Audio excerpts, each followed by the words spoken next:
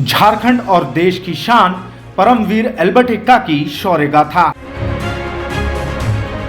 नमस्कार, आप देख रहे हैं आजाद सिपाही और मैं हूं मनीष सिंह। सन 1971 बांग्लादेश लिबरेशन वॉर में युद्ध में अपने पराक्रम से दुश्मनों को धूल चटाने वाले लांस नायक एल्बर्ट एक्का का आज जन्म दिवस है। इस युद्ध में brigade of the guards regiment में लांस नायक एल्बर्ट एक्का ने बहादुरी से दुश्मनों का सामना किया और वीर गति को प्राप्त हुए, जिसके लिए उन्हें मरणोपरांत सेना के सर्वोच्च सम्मान परमवीर चक्र से सम्मानित किया गया। इस युद्ध में अखोरा और गंगा सागर पर भारतीय सेना का कब्जा जरूरी था। गंगा सागर एक रेलवे स्टेशन था जो कि पूर्वी पाकिस्तान में स्थित था।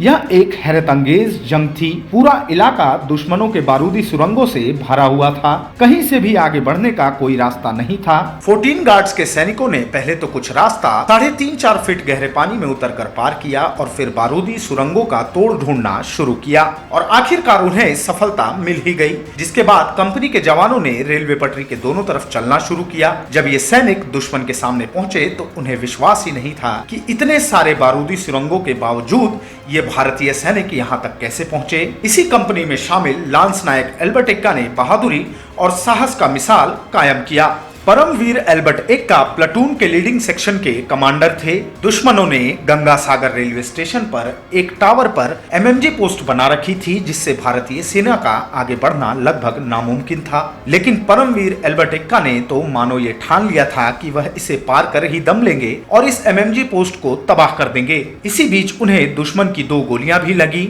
लेकिन गोली खाने के बाद भी उनमें गजब का जुनून सवार था। वो एमएमजी टावर पर चढ़े और ऊपर पहुंचकर एक ग्रेनेड दुश्मनों की तरफ फेंका, जिससे टावर पर तैनात दुश्मन के सारे सैनिक मारे गए। उन्होंने एमएमजी के गरम बैरल को हाथों से उठाते हुए नीचे फेंक दिया।